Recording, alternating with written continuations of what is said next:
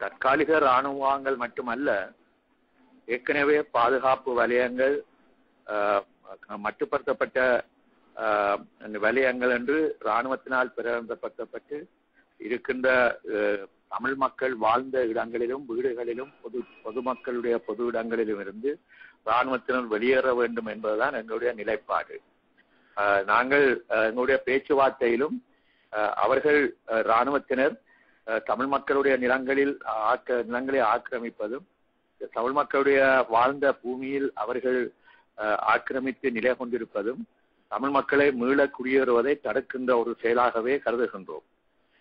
இந்த கருத்தை எங்களுடைய மக்கள், அதாவது தமிழ் மக்கள் தங்களுடைய வீடுகளுக்கு மீண்டும் செல்ல வேண்டும், தமிழ் மக்கள் வாழ்ந்த பூமியில் அவர்கள் மீண்டும் வாழ விட வேண்டும், அதற்காக இராணுவத்தினர் அந்த இடங்களிலிருந்து வெளியேற வேண்டும் என்று நாங்கள் எங்களுடைய தேர்தல் அறிக்கையிலும் சொல்லியிருக்கிறோம். அரசாங்கத்தினுடைய பேச்சுவார்த்தையிலும் நாங்கள் ஒரு அடிப்படையான முக்கியமான விடயமாக அதை குறிப்பிட்டிருக்கின்றோம். ஆனபடியால் இராணுவ தளபதி அப்படி சொல்வதை நாங்கள் ஏற்றுக்கொள்ள முடியாது. அவர்கள் தமிழ் மக்களுடைய நிலங்களில் இருந்து, சொந்த நிலங்கள் இருந்து, சொந்த வீடுகள் இருந்து அவர்கள் வெளியேற வேண்டும் என்பதுதான் எங்களுடைய கருத்தாகும்.